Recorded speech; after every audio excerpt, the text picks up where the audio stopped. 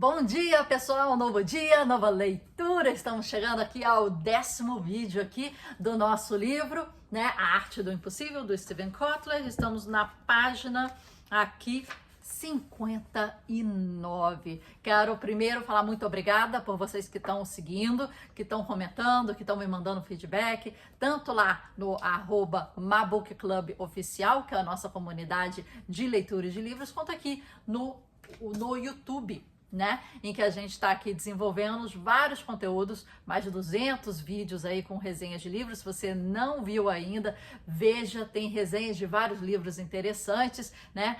Do tipo desse aqui, a gente fala sobre arte, criatividade e empreendedorismo. E estamos fazendo uma leitura comentada aqui desse livro. Vamos lá, sem enrolação, vamos começar a nossa leitura. Página 59, determinação. A gente está aqui, depois que a gente falou, né, na parte anterior, sobre a importância de objetivos grandes, elevados, difíceis e claros. Ficou claro? Vamos lá. Sem pressão não há diamantes. Sem pressão não há diamantes. O filósofo escocês Thomas Carlyle disse que isso há 300 anos atrás. Era verdade na época e ainda é verdade hoje. O que Carlyle quis dizer é que a excelência tem um preço. O desafio de se sustentar o desempenho máximo é a rotina. Assim, mesmo que você aproveite o combo completo dos impulsos intrínsecos e dê uma turbinada nos resultados, definindo adequadamente os objetivos, ainda não será o bastante. Você viu aqui que ele citou 5 propulsores, né? Vamos dizer assim, né? A paixão, o conhecimento, a autonomia e etc. Só que ele falou assim, ok, minha gente, 59 páginas, eu falei isso, mas não é só isso, tem mais, é pegadinha, né? Não tem 5, tem muito mais. É exatamente por isso que a determinação é importante. A determinação é uma motivação em larga escala, não somente a energia exigida para levar adiante uma tarefa difícil, mas a energia necessária para levar adiante anos de tarefas difíceis. Sem a capacidade de suportar tempos complicados, você raramente chegará a um lugar em que valha a pena ir. Pense nisso da seguinte maneira: a motivação intrínseca alcança o rumo ao caminho do desempenho máximo. A definição adequada de objetivos ajuda-o a decidir o caminho. E a determinação é o que o mantém na busca, mesmo que existam dificuldades e obstáculos. A definição adequada de objetivos ajuda a decidir o caminho e a determinação o mantém na busca. Então, objetivos, direção. E você continuar é determinação. Entretanto, a maioria das pessoas pensa que determinação é uma habilidade isolada. Dizemos, ela é uma atleta determinada, ele é um cientista determinado, como se isso explicasse tudo. A verdade é um pouco mais complicada do que isso. Quando escrevem a determinação, os psicólogos frequentemente se baseiam na definição da característica feita pela psicóloga Anna Duckworth, da Universidade de Pensilvânia, a junção de paixão com persistência. Porém, por mais que essa definição seja útil, talvez ela não nos leve suficientemente longe. Se você conversar com pessoas que têm desempenho máximo, muitas vezes elas descrevem 6 tipos diferentes de persistências que praticam com regularidade. Uma coisa de cada vez. Entretanto, estamos colocando o carro na frente dos bois. Próximo assunto, os neurocientistas. Quando os neurocientistas falam de determinação, uma discussão tem como foco o córtex pré-frontal, a parte do cérebro que fica logo atrás da nossa testa. O córtex pré-frontal controla a maior parte das nossas funções cognitivas superiores, incluindo o comportamento direcionado a objetivos e a autorregulação. A expressão comportamento direcionado a objetivos abarca todas as ações diferentes necessárias para se atingir um objetivo. A autorregulação fica ajustante daí. É como nos sentimos e o que sentimos com esses sentimentos rumo à realização desses objetivos. Em outras palavras, a autorregulação é a capacidade de controlar nossas emoções e de persistir em meio a tarefas desafiadoras e árduas. Neurobiologicamente, esses dois atributos são a receita da nossa determinação. Esses estudos de ressonância magnética funcional, esses atributos se revelam a uma forma muito particular. As pessoas com problemas de determinação têm uma quantidade maior de atividade de repouso instantânea no córtex pré-frontal, medial, dorsal, direto. Pessoas mais determinadas têm uma quantidade menor. Essa parte do cérebro ajuda a administrar a autorregulação e o planejamento a longo prazo. Mas, para entender por que ela se acalma em pessoas determinadas, precisamos conhecer melhor a relação entre a dopamina e a persistência. No capítulo anterior, aprendemos que sempre que cumprimos uma tarefa difícil, a dopamina é nossa recompensa. É aquele frenesi. Consegui. Alguém curtiu minha foto. Número de seguidores. É aquele negócio. Que no minuto seguinte, né, já... Nesse capítulo, queremos consolidar essa ideia, compreendendo que se realizamos tarefas difíceis, várias vezes seguidas, o cérebro começa a conectar a sensação de persistência com a recompensa da dopamina que está por vir. Estamos tornando o ato de tocar em nossas reservas emocionais um hábito. Essa automatização pode ser o motivo pelo qual o córtex pré-frontal medial dorsal fica em silêncio em pessoas determinadas. Uma vez que a coragem emocional exigida para nos aprofundarmos se torna um hábito.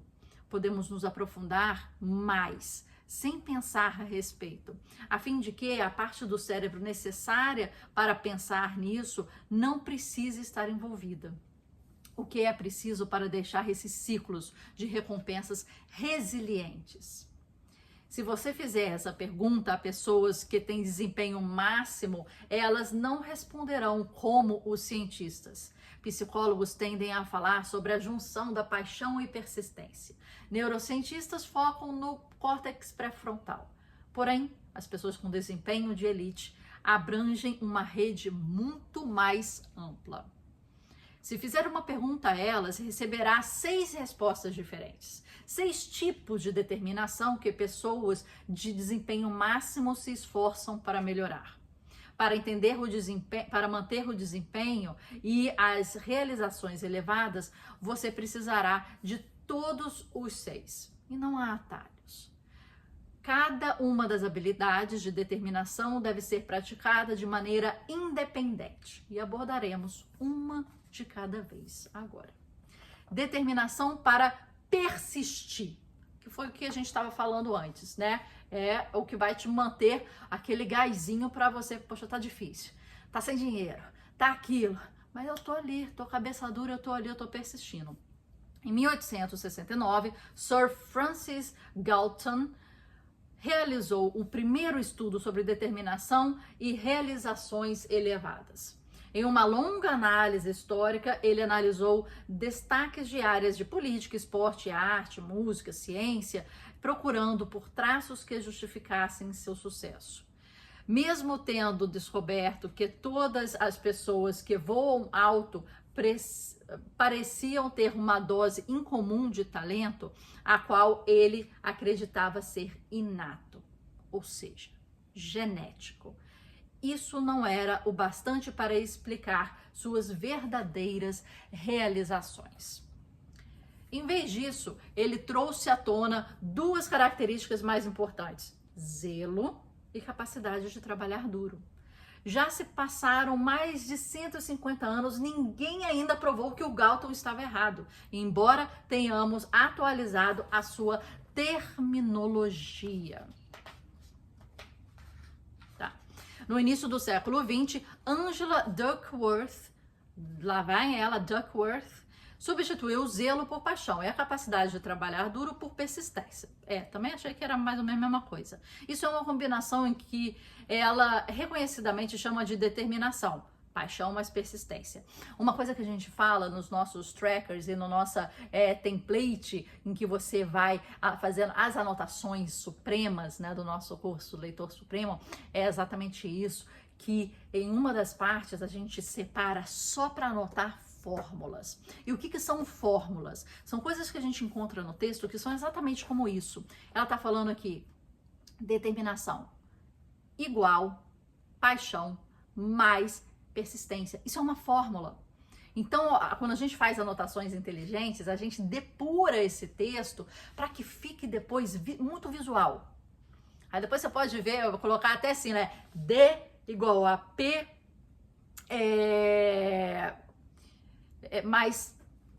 P mais I deu bug. P mais P, né? Porque P mais P é 2P. Então a gente faz assim, D igual a 2P. Opa! Determinação é igual a paixão e persistência. Paixão e persistência. Pronto. Aí fica assim na sua cabeça. D é igual a 2P. Determinação, paixão, persistência. É isso. A gente já tem a fórmula. E quando a gente começa a anotar dessa forma, depurando em fórmulas simples, isso é maior do que aquilo, isso é igual àquilo, isso é diferente daquilo, ou isso multiplica aquilo, ou isso é o dobro daquilo. Isso aí a gente pode depurar em fórmulas matemáticas, né? E visualmente aquilo pega mais. Então D é igual a 2P, ou P mais P. Então vamos lá.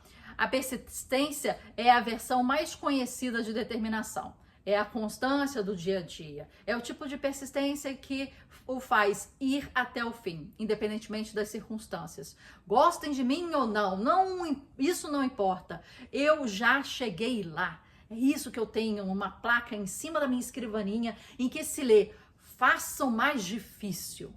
E o bordão, aceita que dói menos, é o lema não oficial dos fuzileiros navais norte-americanos. Tem um livro que eu quero indicar aqui, super legal, em inglês chama Eat That Frog, Coma Aquele Sapo, e em português se chama O Mais Difícil Primeiro, do Brian Tracy. Muito interessante, já temos resumo aqui no canal. Ele é um livro que foi lançado há muito tempo atrás, mas vários livros conhecidos como Os Hábitos Atômicos, A Única Coisa, bebem daquela fonte. O Brian Tracy ali foi, assim, muito certeiro em algumas pontuações que as pessoas depois pegaram e expandiram aquilo que ele colocou em uma frase em um livro inteiro, como A Única Coisa, por exemplo.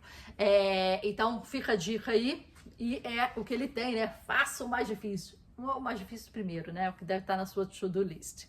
No entanto, o buraco é mais embaixo. Psicólogos descobriram que seres humanos podem atingir 3 níveis de bem-estar nesse planeta. Um mais prazeroso do que o outro. O primeiro nível é a felicidade a cada instante, que frequentemente se descreve como uma experiência hedonista de vida. O segundo nível é o comprometimento, definido como um estilo de vida de fluxo elevado, ou em uma felicidade que não é alcançada pela busca do prazer, mas antes por meio da busca por tarefas desafiadoras, que tenham alta probabilidade de produzir fluxo.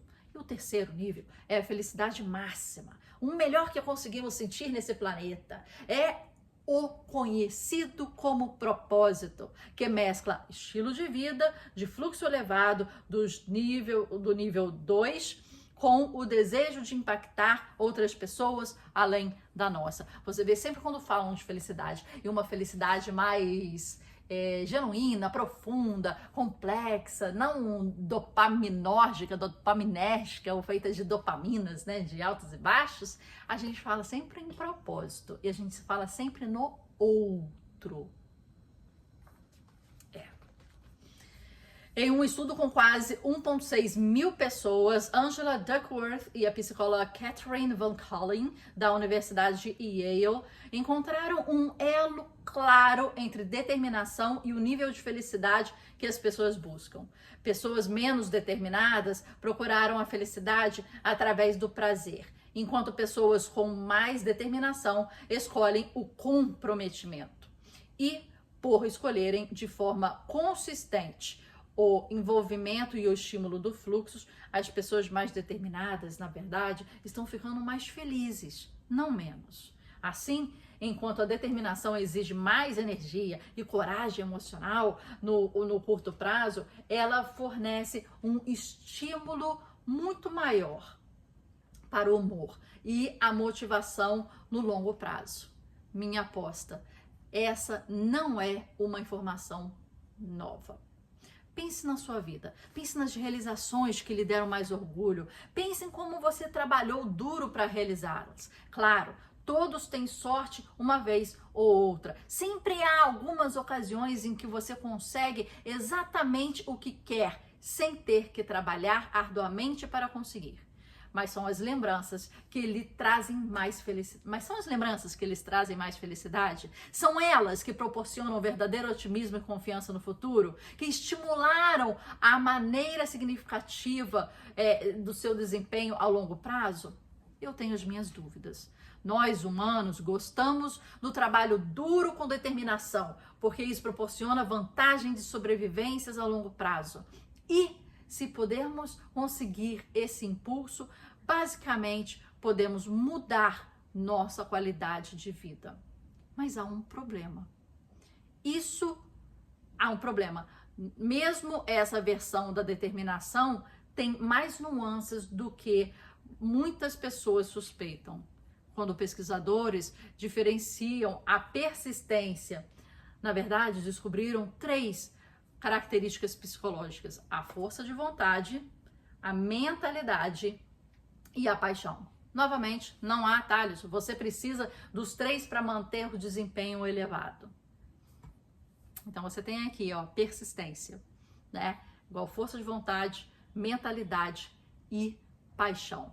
Então, olha a tática aqui. Vamos voltar lá na nossa técnica da fórmula que a gente apresenta lá no Leitor Supremo, né? Vocês estão super convidados para fazer o nosso curso, ter mais acesso aos nossos insights e aprender como a inteligência artificial pode agilizar o seu processo de aprendizado através de ferramentas de leitura.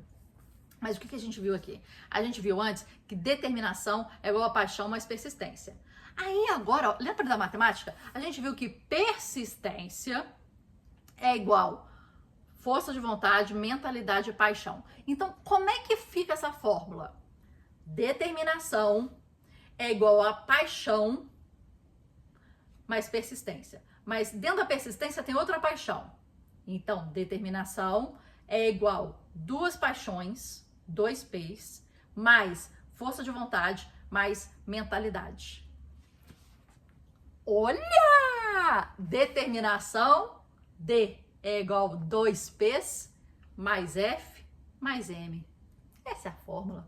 Determinação é igual 2 vezes a paixão, dobro de paixão. Então você vê aí que nessa fórmula, para determinação, e a gente está chegando nessa conclusão sozinho aqui, para determinação precisa de 2 vezes mais paixão para uma dose de força de vontade e uma dose de mentalidade. Então você viu aí onde você tem que atacar se você quer ter a determinação. Começa na paixão, na força da paixão frente às outras coisas. Força de vontade e mentalidade. Entendeu? Entendeu como é que a gente faz a notação suprema? Essa é uma das dicas. Mas olha como é que a gente vai entendendo os conceitos através de fórmulas matemáticas depuradas. E depois, quando você pega as suas anotações, cara, você bate o olho ali e você entende. Você entende, sabe? D é igual a 2P mais F mais M. Pô, acabou! O que é isso? Ou D é igual a P mais P. Acabou! Pronto, acabou. Isso vai lembrar, né?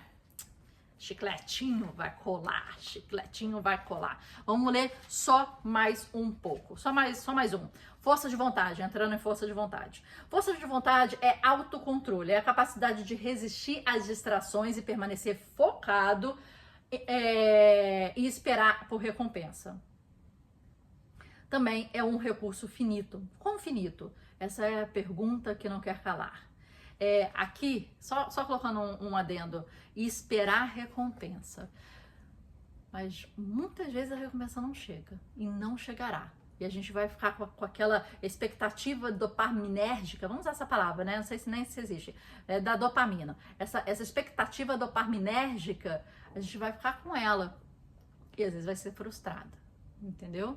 Às vezes não chega. Ou a gente vai usar uma dopamina barata, né? A gente vai usar uma comida, a gente vai usar qualquer coisa que infla, mas não significa nada, né? Curtida. Infla, nossa, 100 curtidas, 200, 300 curtidas.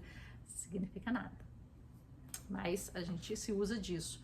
Mas é só para pontuar que a espera por recompensa. Será que isso está certo? Será que isso, a gente pode trabalhar isso? Uma pesquisa liderada pelo psicólogo Roy Baumeister conectou níveis de força de vontade a níveis de energia, o que ajuda a explicar porque a nossa força de vontade se desgasta ao longo do dia. Interessante. A gente fala no curso também sobre você ser cronologicamente empático, até na leitura, né? Você, cronologicamente, a sua mentalidade, a sua energia, né? O seu raciocínio, a sua força de vontade, etc., funciona mais em que momento? É de manhã, de tarde, de noite, né? Então, você tem que otimizar certo tipo de atividades para você ter uma autoempatia cronológica, né? No seu cronos do dia. Você é uma pessoa noturna, diurna e etc. Então aqui ele vai falando energia com a força de vontade durante o dia, porque desgasta. Por exemplo, pessoas que estão tentando perder peso descobrem muitas vezes que conseguem permanecer na dieta até a noite. Depois sucumbem à tentação de um pote de sorvete antes de dormir. Isso também explica a fadiga decisória ou o fato de que, quando forçados a resolver uma série de problemas difíceis, a qualidade das nossas soluções se deteriora com o tempo. A pesquisa de Baumeister tornou-se tema de alguns dos debates sobre saúde, sobretudo porque conecta diretamente os níveis de energia e níveis de glicose. Mas esse detalhe é menos importante. Se você conversar com pessoas com desempenho máximo, a maioria concordará que a força de vontade diminui ao longo do dia. Talvez seja apenas uma queda normal dos níveis de energia, ou talvez esteja relacionado diretamente com o que Baumeister chamou de esgotamento do ego. Em ambos os casos, as pessoas lutam contra o relógio, né? Se a força de vontade decair com o tempo, não brigue. Basta começar o dia pela tarefa mais difícil. De novo aí, olha, lê o livro do Brian Tracy, difícil primeiro, né? E trabalhar de trás para frente, em ordem decrescente de importância e dificuldade, até chegar na mais fácil. É muito difícil. Eu fico doidinha para dar uma riscadinha nos meus to-do lists. E se eu consigo fazer uma coisa assim rápida, ligar para alguém, preciso ligar para alguém e resolver um negócio, agendar não sei o quê. Aquilo ali parece que eu riscando a minha agenda, parece que eu tô produtiva hoje, hein? Fiz vários. E às vezes, eu vou falar com vocês um segredo, às vezes acontece do item nem tá na lista, mas surgir no meio do dia. Aí eu faço, mas aí depois eu boto na lista, já riscando, que eu já fiz. Eu faço isso. Você faz isso também? Não é legal? Não. Já tá feito, não devia nem entrar na lista, esqueci de botar na lista, mas eu boto para riscar, entendeu? Ficou ali registrado que eu fiz, que eu tive esse esforço aquele dia, né? Então, naturalmente, já que a força de vontade diminui com o tempo, segundo o terceiro, sapos podem ser um problema maior. Acho que pulei aqui alguma coisa, mas tudo bem. Esse também é um motivo porque... Aqui em cima ele fala, como o sapo primeiro, eat that frog, como aquele sapo primeiro. É o livro, é mais difícil primeiro, do Brian Tracy. Então, vamos pular aí. A frase é um ótimo lembrete para enfrentar os desafios da vida, mas sua verdadeira função é muito menor. é de lembrar que fazer um item a mais da minha lista de afazeres antes de partir para o primeiro intervalo. Se a primeira tarefa do dia eu acrescentar 750 palavras de qualquer livro que eu esteja escrevendo, e a segunda é ensaiar uma palestra, minha placa me lembra de ensaiar antes de fazer o primeiro intervalo. Isso me ajuda a impulsionar minhas tarefas mais difíceis, quanto ainda tenho energia máxima para esse impulsionamento. Acontece comigo. É claro que existem obstáculos. Quando estamos cansados, percebemos um declínio de atividade do córtex pré-frontal e isso leva a um déficit sério de desempenho. A atenção oscila, a cognição fica lenta, os erros de processamento acontecem com frequência crescente. A criatividade leva um golpe maior. Quando estamos com energia baixa, não nos preocupamos em procurar conexões distantes entre as ideias. Escolhemos a ação mais fácil à disposição, não importando as consequências. Trocando em miúdos, se você já está lutando contra a falta de sono, não lute contra a força de vontade ao mesmo tempo. Por isso, quando a poeira ao redor do debate sobre glicose acentuar, acredito que descobriremos que aumentar o nível de energia com comida, intervenção de Baumeister, pode ajudar a reiniciar a força de vontade, mas sempre haverá alguma mudança de situação necessária. Se você conversar com pessoas de desempenho máximo sobre reiniciar essa força de vontade ao meio-dia, certamente elas falarão em comida, que é a sugestão desse autor. Mas sonecas, meditações, exercícios também podem ser citados com frequência. Todas as intervenções não apenas reiniciam a nossa fisiologia, mas elas mudam nossa condição e reiniciam nossa neurobiologia, o que parece uma outra peça fundamental nesse quebra-cabeça.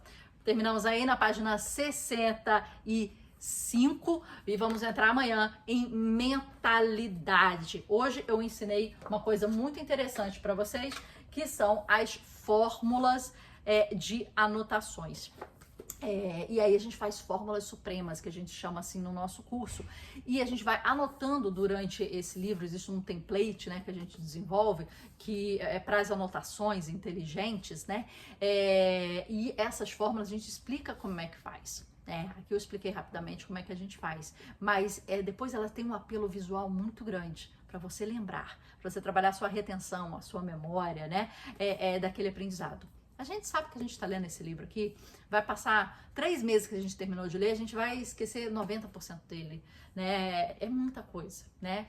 Por mais que a gente esteja aqui falando, gravando, né? Discutindo, né? Anotando, né? Grifando, né? Trazendo insights, a gente está fazendo várias coisas, né? Para que a gente consiga ter um aprendizado e estudar o livro muito mais do que propriamente ler puramente. Então, apesar da gente estar fazendo tudo isso, eu vou falar igual o autor desse livro, precisa de mais um pouco. Não é assim, essas 5 coisinhas que ele citou aqui, que ele falou antes, são os propulsores, sozinhos não funcionam. Ele fala que precisa de determinação.